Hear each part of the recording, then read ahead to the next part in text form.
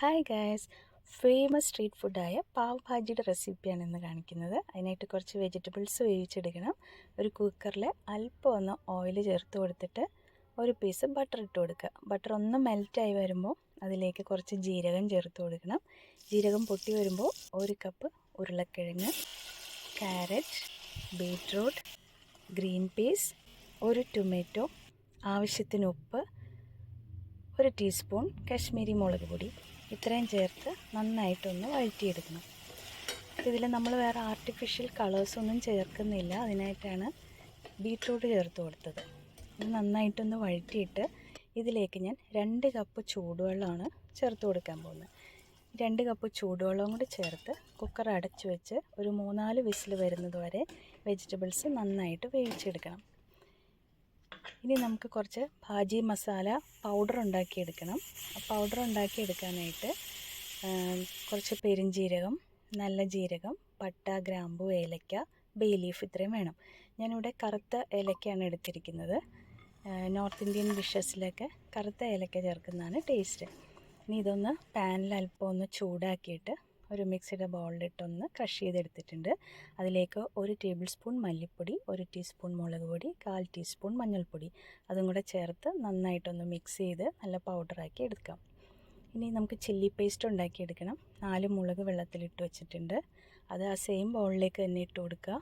10 അല്ലി വെളുത്തുള്ളിയും കൂടെ ചേർത്ത് കുറച്ച് വെള്ളം ചേർത്ത് നന്നായിട്ടൊന്ന് പേസ്റ്റാക്കി എടുക്കാം.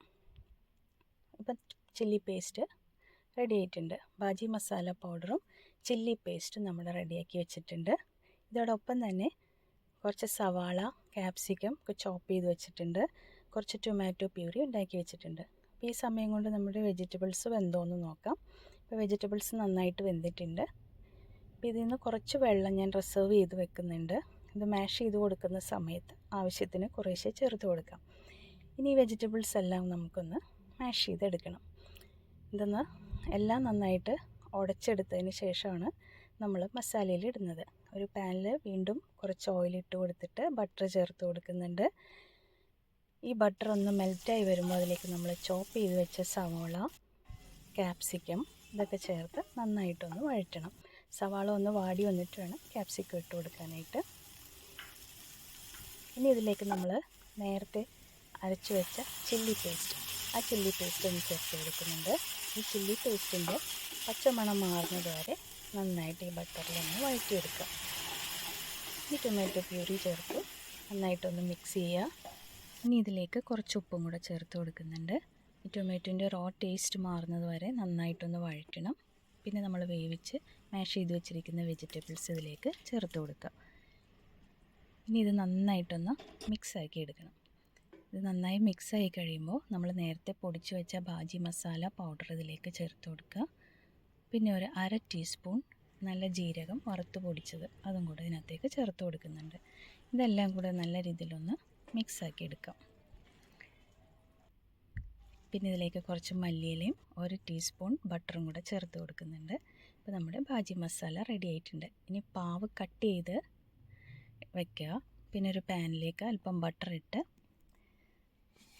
നമ്മൾ നേരത്തെ പൊടിച്ച് വെച്ച ഭാജി മസാല ഒരു നുള്ളിട്ട് കൊടുത്തിട്ടുണ്ട്. ഒരു നുള്ള് ജീരകപ്പൊടിയും ഇട്ട് കൊടുക്കുന്നുണ്ട്.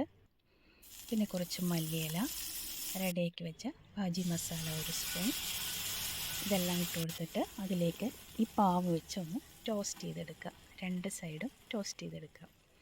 വളരെ ടേസ്റ്റി ആയിട്ടുള്ള ഒരു ഡിഷാണിത്. എല്ലാവരും ഉണ്ടാക്കി നോക്കിയിട്ട് ഫീഡ്ബാക്ക് അറിയിക്കണം. Thanks for watching.